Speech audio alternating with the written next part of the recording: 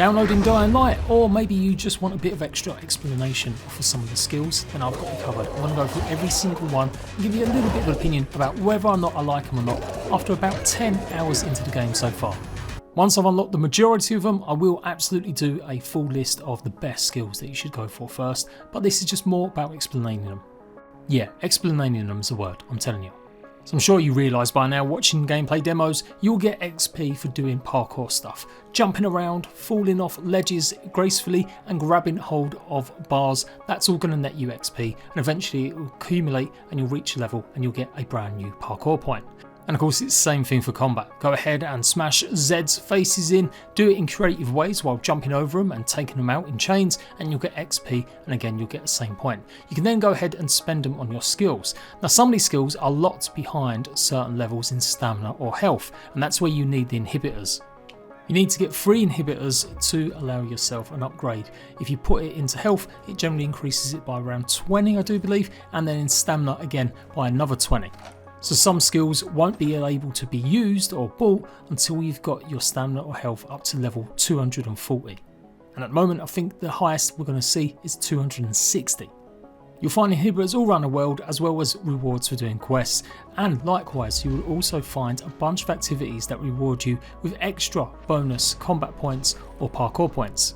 And of course you're going to earn even more points while you run around doing stuff at night time. Last thing I guess you need to know, the max character level I'm guessing is around 40, as there are 126 inhibitors, 3 inhibitors each time to level up, and so that means that equals 40 levels once you've done the compulsory first 2 points and where you use 6 of them.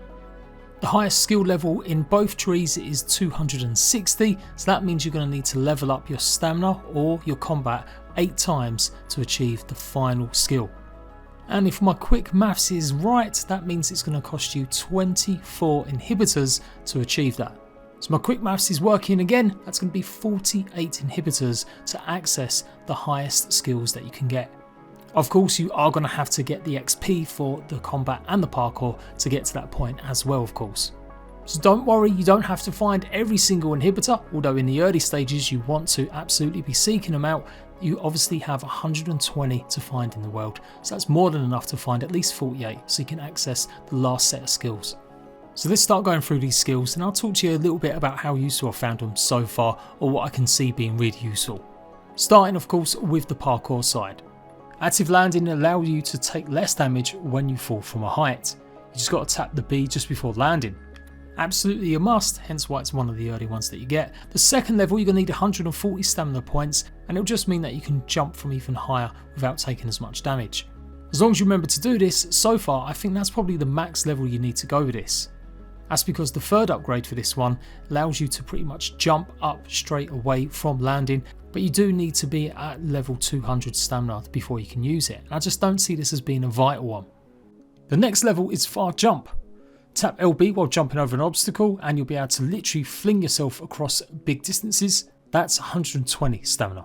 The next upgrade for that is the double jump. Tap RB twice while performing a jump and you'll be able to go higher. That's 160 stam.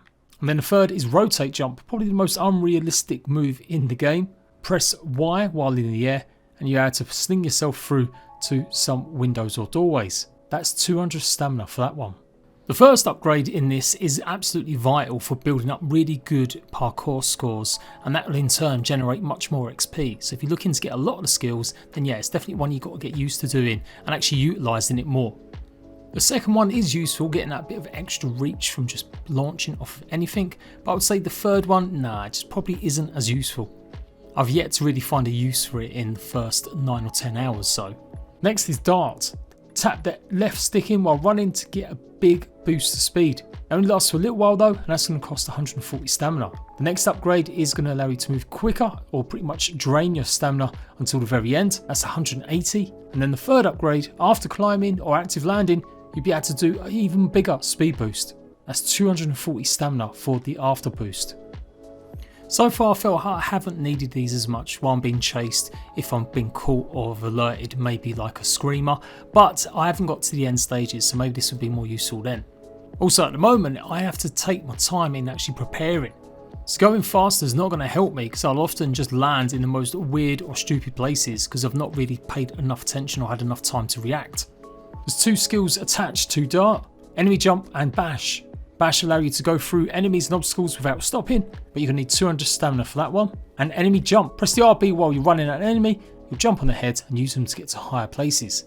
That's going to be 180 stam.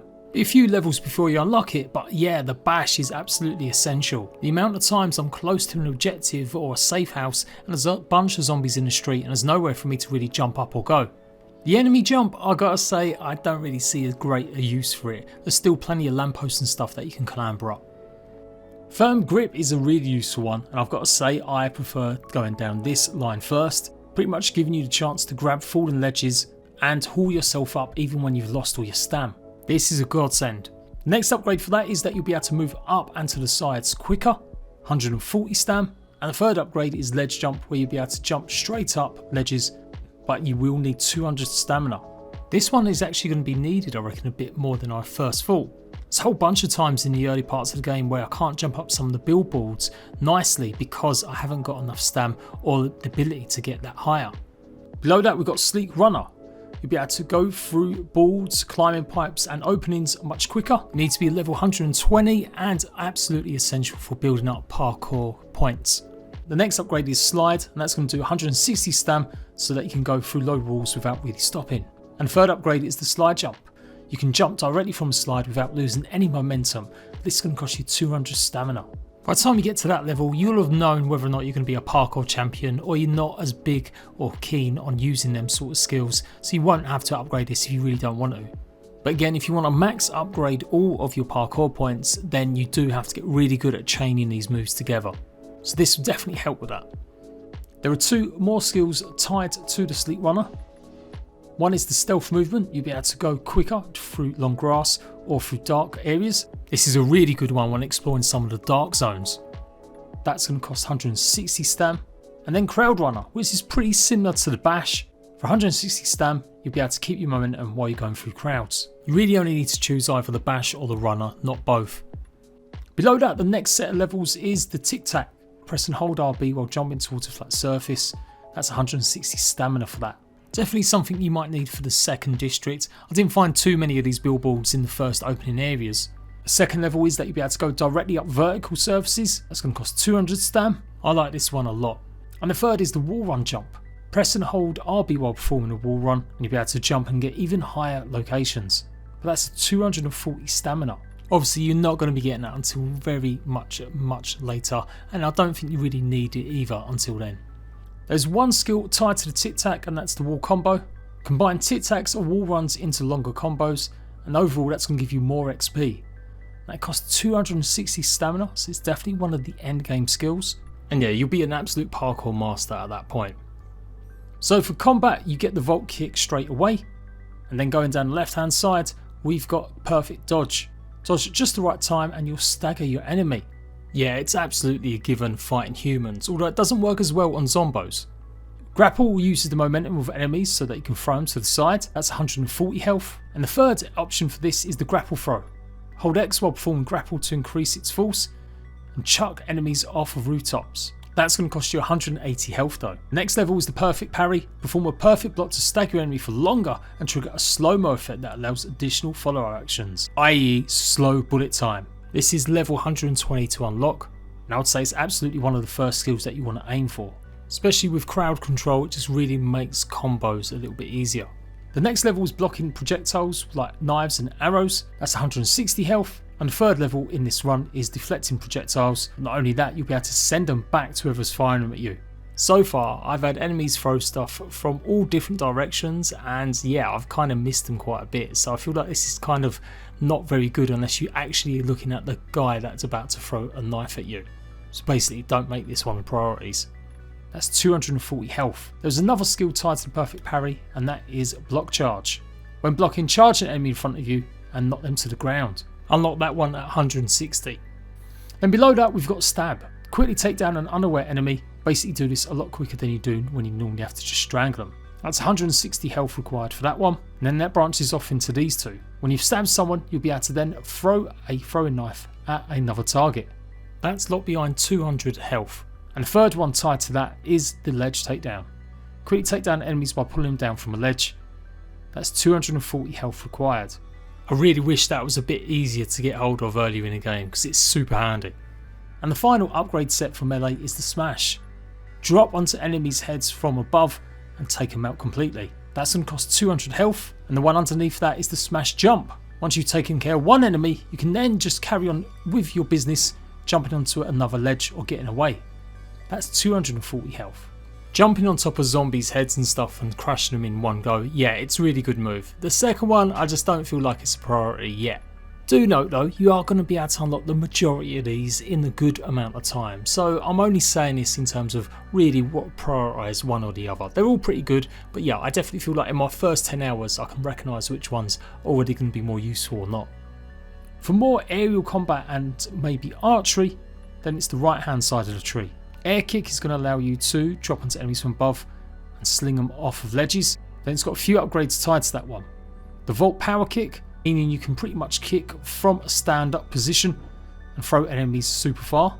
That's 140 health. And then third upgrade, 180 health, you'll be able to head stomp on enemies that are laying on the ground, effectively giving you a quick finisher. 180 health to unlock that one. There's one more skill with that, and that's the drop kick. And this will kick enemies even further, giving more chance for them to fall off ledges and take them out in one go. In the early stages, I found a bunch of zombies really just falling off ledges with just a little nudge and they pretty much die. Same goes for other NPCs. I don't think that's probably worth it until you get later in the game maybe and they've got more tankier health. That's going to cost 180. Then under that, absolutely again, another skill I think you should aim for early, the power attack. Perform powerful attack that can interrupt enemies blocking or their actual attacks themselves. That's going to cost 120 health, and it's got two skills tied to that. The windmill allows you to do an attack that hits all enemies around you, costing 160 health, and then ground pound, which is also locked behind 160 health. You'll be able to stagger all enemies within distance for 160 health. I do find I get swarmed quite a bit, so the windmill is definitely something I'm going to work towards. Then we've got the bow skills. 160 health required for the first one, increasing your aim with all ranged weapons, so it will actually work for knives and stuff too. Second one is add piercing and bonus damage to all ranged weapon slots. That's going to cost you 200 health though, so definitely more late game skills. And the third level is serial shot. Press R to trigger precise aiming, then mark up to 3 targets and release to open fire, taking on multiple enemies in one go. That's 240 health. And the final upgrade is the parkour shot. Gain the ability to use ranged weapons while parkouring, and for 220 health you'll be able to use a bit of slow bullet time to take and land the perfect shot, while looking super badass and cool. So that is all of the skills. In terms of health, as I said, I think it's pretty vital that you get the power attack and the perfect parry. Both requiring 120, I think these are vital for helping you out in combat. So that means for you, maybe concentrating on missions that give combat points or making sure that you're using lots of jumping and combat together. You'll unlock a block shot where you can then jump over an enemy and do a fly kick on another, and that seems to generate a lot of combat points. If you do get the power attack, I think you should also go for the windmill, and then yeah, it's pretty basic and obvious, but go for the power-ups, obviously the ones that you unlock first, like grabbing onto ledges longer and being able to take a fall like a champ. Let me know one set of the skills that you're going to be using the most. Are you going to be going for the combat? Are you going to be going for a parkour master? Or a little bit of both? I've got another 3 videos all ready to go. Guides, tips, gameplay. Make sure to subscribe for the best in open world RPGs and survival games. And let's go. In Dying Light 2, stay human.